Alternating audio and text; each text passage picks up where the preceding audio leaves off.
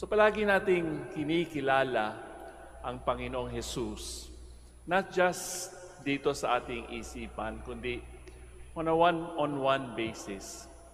Kadalasan mas maigi kilalanin natin ang Panginoon na nanggagaling o umuugat sa ating mga puso. Pagkat ang ating intellect, yung pagkakakilala natin sa Panginoon, pwede natin sabihin, oh, kilala ko siya, may nabasa ako, nagbabasa ako ng Biblia, etc. Pero ganun ba natin siya talaga kakilala? Of course, our knowledge of Jesus also evolves. Nung bata tayo, iba ang pagkakakilala natin sa Kanya.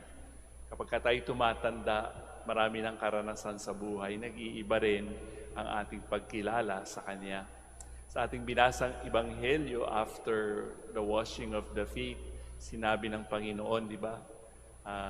Dapat gawin nyo rin ito kung talagang ako'y kinukonsider ninyong maestro, kailangan sumunod kayo.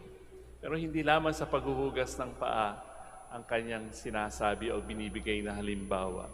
It has to do also with dying for another person. And all of us are invited sapagkat iisa lamang ang ating maestro. Pero patuloy pa rin kung paano natin kinikilala ang Panginoon sa ating buhay, di ba? Sabi ko nga sa inyo, it evolves with our own experiences, with our successes, with our failures.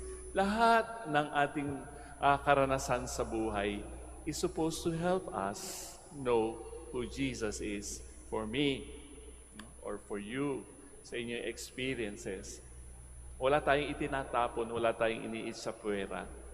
Even the bitter experiences in life. Pinakilala na naman niya ang kanyang sarili, di ba? Sinabi niya, so that when it happens, you may believe that I am.